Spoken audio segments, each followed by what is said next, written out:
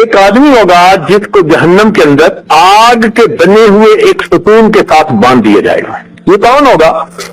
یہ وہ بندہ جو دنیا میں دوسروں کے عیب ڈھونڈتا تھا اور لوگوں کو عیب بتایا جاتا تھا. یہ دو الگ الگ گناہ ہیں. ایک کو کہتے ہیں عیب جو اور دوسرے کو کہتے ہیں عیب گو.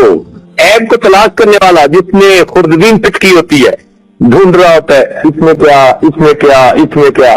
اور کچھ ایسے ہوتے ہیں کہ بس ان کے کان میں کچھ پڑ جائے وہ اس کو لوگوں تک پھیلا دیتے ہیں، کسی کی عزت کا خیال نہیں رکھتے. تو یہ دو الگ الگ گناہ. اور کچھ ایسے ہوتے ہیں جن میں دونوں گناہ ہوتے ہیں، عیب جو بھی ہوتے ہیں، عیب گو بھی ہوتے ہیں. اب چونکہ یہ لوگوں کے دل دکھاتے ہیں ان کی پبلک انسلٹ کر کے، اس لیے ان کو سزا بھی ویسی دی جا رہی ہے. پہلے تو ان کو آگ کے ستون کے ساتھ باندھ دیں گے، نار اللہ الموقدہ، پھر اللہ کی جلائی ہوئی آگ تطلع علی الافئدہ.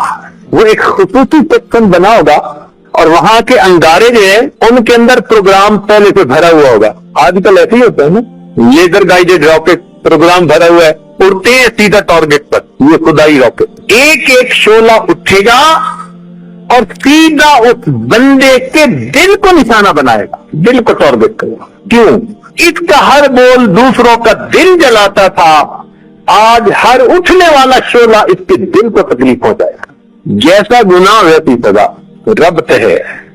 اس لیے جس بندے کے دماغ میں ہر وقت ہی گندی سوچیں، شیطانی شہوانی سوچیں دماغ میں ہر وقت رہتی ہوں گی، جہنم میں جب اس کو ڈالیں گے نا تو اس کے سر پہ گرم پانی ڈالیں گے.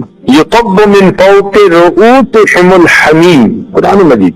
اس کے سر پہ کھولتا ہوا پانی ڈالیں گے. تیرے دماغ میں بہت بھرا تھا، تیری کھوپڑی کو سیدھا کرتے ہیں، کھوپڑی ابلے گی. تو جیسا گناہ ویسی ہی اس کی سزا. سوشل میڈیا پر سب سے قدیم اور سب سے ریلائبل برانڈ درسقرآن.com